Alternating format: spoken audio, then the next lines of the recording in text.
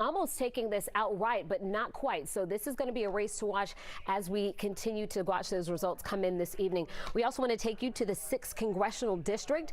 This race is featuring Rich McCormick, Jake Evans. This is former Congresswoman, well, current Congresswoman Lucy McBath's former district area.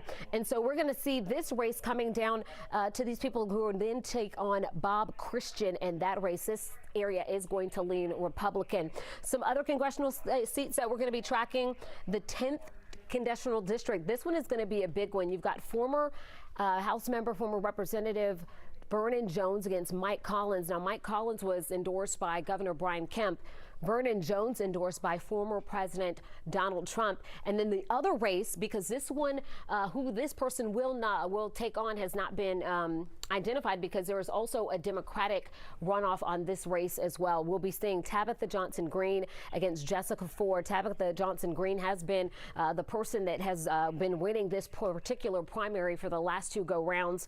You see the difference. She almost took this one outright, but again, a runoff tonight with Jessica Ford. So these are some of the races that we'll be watching for you coming up this evening. We'll be at the big board and getting you these county by county breakdowns as the results start to come in, and giving you a closer look at what we see. Jeff. Great job as always, Jennifer. We appreciate all the information. Dr. Andra Gillespie from Emory University is with us, as she always joins us on election night. So what is the expectation tonight? What should we be looking at? What is, in your view, perhaps the most important bellwether this evening? Well, on the Democratic side, I think the big question is, what is the strength of an endorsement from Stacey Abrams? So this is looking like it's putting up a fight between the new guns, who are supported by Stacey Abrams, and some of the older, more established Democrats who are running against them. So we'll have to see what the margins look like and whether or not an Abrams endorsement holds sway. I think we're in some of the congressional races on the Republican side. This is another test of what the staying power of an endorsement from Donald Trump means.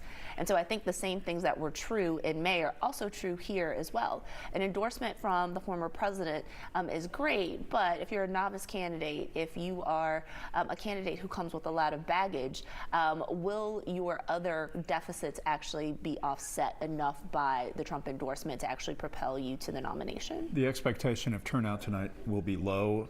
People not energized during these kinds of election runs? Well, it's not just not being energized by these kinds of races. There's a lot of fatigue. People remember to show up in May. We're now on the first official day of summer, but people are well into the throes of summer vacation. This is the type of race that is easy to forget.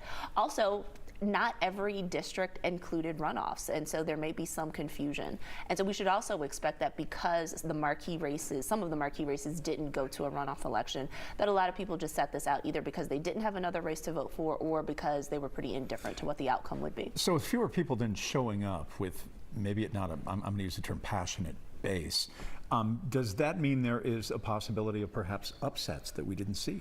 Well, it's not that the base won't be passionate. The people who show up will be involved, will be engaged, and will be passionate. What this means is that whichever candidates did the best job of reminding their voters to come back may be in a good position to be able to win, and ultimately that decides who gets these nominations. And so maybe we could talk about the larger sort of partisan mass actually propelling people towards the top 2, and then it's whoever does the best GOTV job in particular who's actually going to end up getting the nomination. That congressional district of Jody Hice is a curious one. You've got Kemp versus Trump, and you've got Vernon Jones, who is in this fray, and I moderated one of their early debates for the Atlanta Press Club. It was spirited, it was fiery, it was interesting. They're not that dissimilar on issues, but personal style certainly, and ambition is something that gets horns locked. Well, it's ambition, and then it's also familiarity with the district. So you have Mike Collins, who's the son of the late congressman who represented that district, somebody who was based in the district. And then you have Vernon Jones, who's coming in as an outsider with the endorsement of the former president, but who's also coming in with a lot of personal baggage in terms of his history.